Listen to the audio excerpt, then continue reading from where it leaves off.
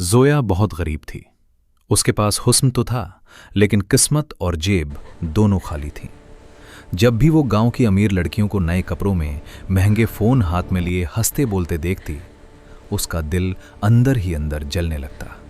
उसे लगता जैसे उसकी जिंदगी किसी और की खुशी देखने के लिए ही बनी हो। जोया की मां अमीना एक बेवा औरत थी, जो गांव के अमीर लोगों के घरों में काम करती थी। सुबह अंधेरा रहते निकल जाती और रात को थकी हुई लौटती।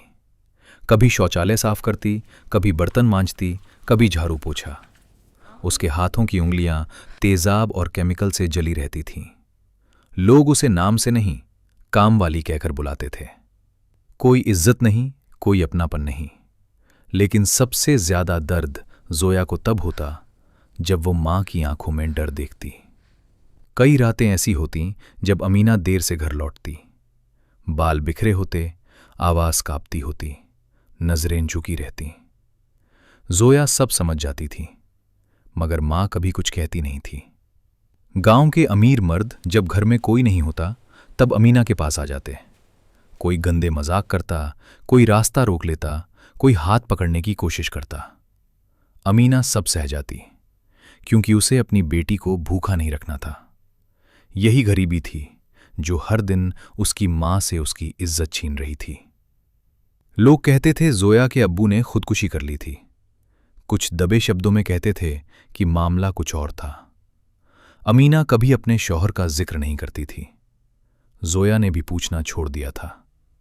उसकी उम्र सिर्फ 19 साल थी, लेकिन दिल में 50 साल का बोझ था। उसे अपनी खूबसूरती से नफरत होने लगी थी, क्योंकि वही हुस्न उसकी सबसे बड़ी मुसीबत बन चुका था।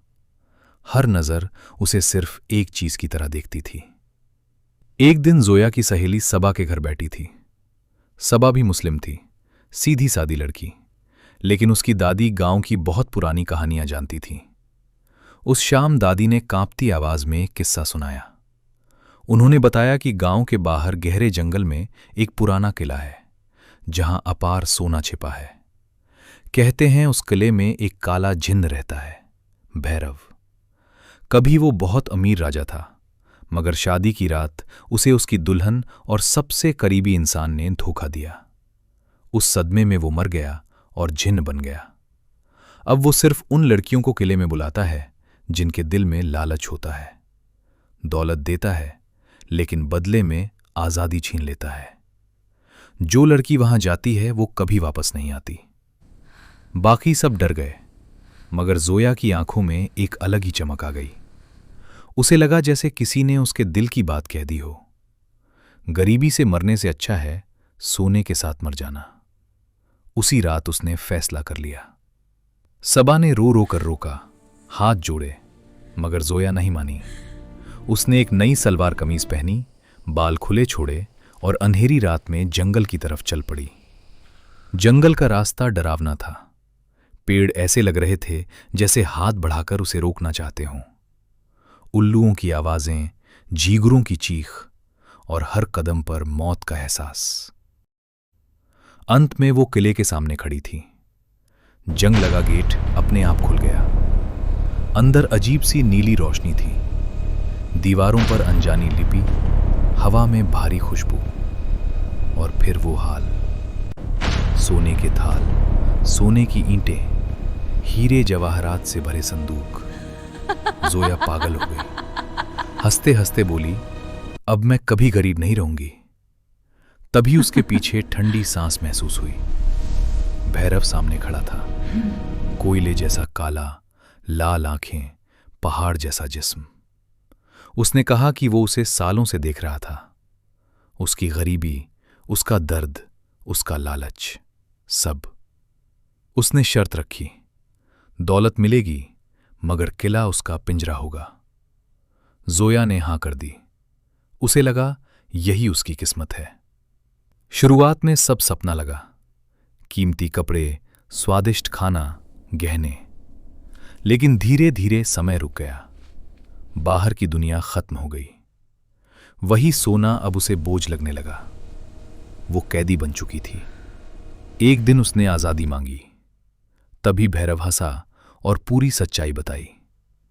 उसने बताया कि 20 साल पहले उसकी मां अमीना भी इसी तरह यहां आई थी। उसने भी लालच में सौदा किया था। भैरव ने उसे जाने दिया, लेकिन कीमत चुकानी पड़ी। उसने अमीना को बदनामी और टूटे हुए जीवन की लानत दी और जोया के अब्बू को सच बता दिया। सदमे में उन्होंने जान दे दी। ये सुनकर जोया टूट गई। उसे समझ आ गया कि वो अपनी मां की ही गलती दोहरा रही थी। जोया रोते हुए गिड़गिड़ाई, I can't. Please, no more. This isn't what I wanted. Take it back.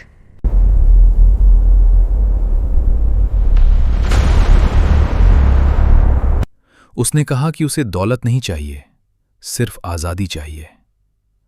लंबी खामोशी के बाद भैरव ने दरवाजा खोल दिया। जोया भागी। सुबह होते होते वो घर पहुंची और मां के गले लग गई। दोनों रोती रहीं। लेकिन कहानी यहीं खत्म नहीं होती। कुछ महीनों बाद गांव वालों ने देखा कि अमीना अचानक कमजोर हो गई है। वो रात रात भर चिल्लाकर उठती, कहती कोई उसकी सांसें गिन रहा है। एक रात उसने जोया का हाथ पकड़कर कहा, बेटी कीमत पूरी नहीं चुकाई गई।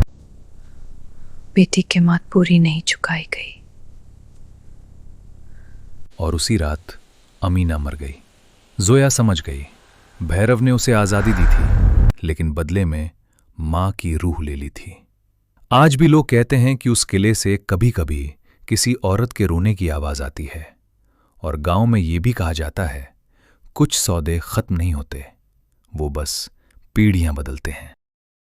अगर आपको ये कहानी पसंद आई हो तो वीडियो को लाइक करें, अपने दोस्तों के साथ शेयर करें और ऐसी ही दिल को छू लेने वाली कहानियां सुनने के लिए हमारे चैनल को सब्सक्राइब करना न भूलें। आपकी राय हमें कमेंट में जरूर बताइएगा, क्योंकि आपकी एक बात हमें और बेहतर बनने की ताकत देती है।